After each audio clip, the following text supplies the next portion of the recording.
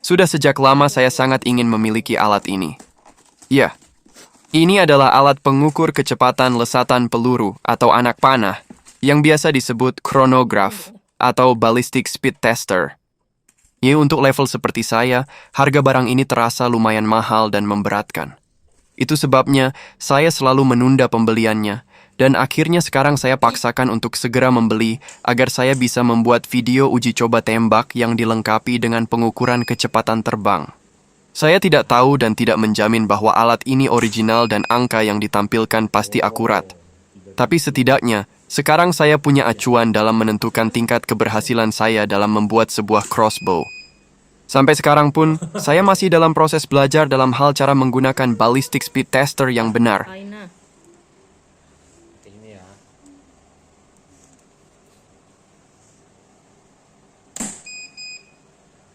Sesampainya alat ini di workshop produksi crossbow, saya langsung menguji kecepatan lesatan arrow kepada semua crossbow setengah jadi. Padahal finishingnya belum selesai dan koreksinya juga belum maksimal. Dan dari hasil pengujian sementara ini, benar-benar membuat saya kaget. Karena ternyata, crossbow yang belum dikoreksi secara maksimal itu, kecepatannya tidak sebanding dengan power tembakannya. Ya, walaupun secara umum crossbow saya mampu menjebol benda-benda keras dari jarak jauh, tapi kecepatannya biasa-biasa saja akibat beberapa faktor yang bisa menghambat kelajuan arrow dan bisa menghambat kelajuan string belum saya koreksi. Analoginya semisal sebuah bulldozer yang mampu meluluh lantakan semua benda di depannya, tapi kecepatannya lumayan lambat. Kelemahan ini tentu bisa diperbaiki agar draw weight yang besar tidak mubazir dan sia-sia. Saya meniru dan belajar dari langkah-langkah yang telah dilakukan oleh pabrikan crossbow terkenal, semisal Raffin Crossbow dan Barnett Crossbow dalam upaya memaksimalkan kecepatan terbang arrow. Ayo kita mulai dari Raven Crossbow terlebih dulu. Raven, yang terkenal dengan kualitas busur dan roda camsnya, sengaja memangkas atau menghilangkan rel dudukan arrow, atau yang biasa disebut arrow track, demi untuk menghasilkan crossbow yang nol gesekan, atau zero friction crossbow. Jadi bagian arrow yang nangkring pada Raffin Crossbow itu cuma knock dan point arrow-nya saja. Luar biasa ya usaha mereka.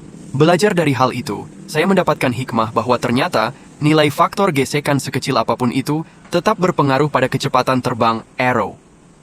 Lalu bagaimana dengan arrow track saya yang kasar dan menimbulkan bunyi saat arrow melintas? Maka langkah yang saya lakukan adalah mengamplas bagian ini sampai licin maksimal untuk meminimalisir faktor gesekan. Selanjutnya, mari kita bahas tentang cara Barnett Crossbow dalam usaha memangkas nilai faktor gesekan. Barnett memang tidak menghilangkan bagian arrow track seperti Raffin Crossbow, tapi Barnett mengganti penjepit arrow yang tadinya berupa plat elastis menjadi penjepit arrow yang bentuknya mirip sikat gigi. Tujuannya sederhana, yaitu agar arrow tetap bisa mapan tertahan pada arrow track, tapi tidak tertekan secara berlebihan karena tekanan ini berpengaruh besar pada nilai gesekan. Dari Barnett Crossbow saya mengambil hikmah bahwa retention spring seharusnya tidak menekan secara berlebihan, tapi cukup sekedar menahan agar arrow tidak bergerak saja. Jadi saya mengatur sedemikian rupa sehingga lengkungan retention spring itu seperlunya saja, jangan berlebihan. Beruntung, mengatur kelengkungan retention spring pada crossbow saya relatif mudah, cukup dipanaskan kemudian ditekan sesuai kebutuhan. Sesudah pada episode sebelumnya, saya membahas bahwa akurasi ditentukan oleh faktor kelurusan arrow track. Pada episode kali ini, fokus finishing bertambah 3 hal penting lagi, yaitu faktor kelicinan arrow track, faktor tekanan retention spring terhadap arrow, dan satu lagi yang paling penting, ketinggian roda roller busur yang harus diatur sedemikian rupa sehingga string tidak terlalu menekan arrow track.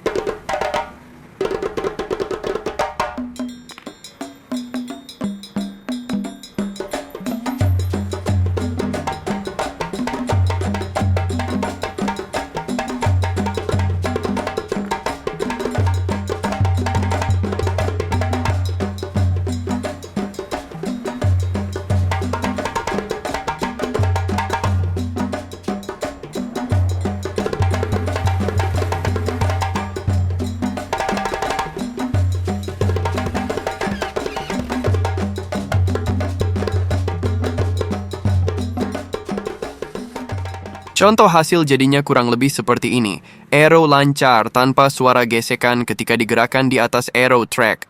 Lalu, retention spring mampu menahan arrow dengan lembut. Baik itu arrow ukuran 9 mm maupun arrow ukuran 8 mm.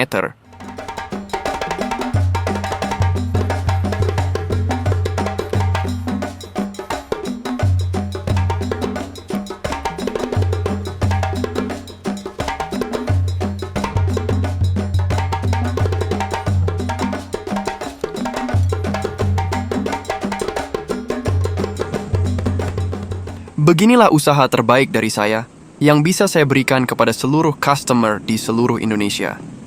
Jika semua tahapan ini sudah selesai, barulah saya memasuki tahapan pewarnaan dan uji coba tembak jarak jauh.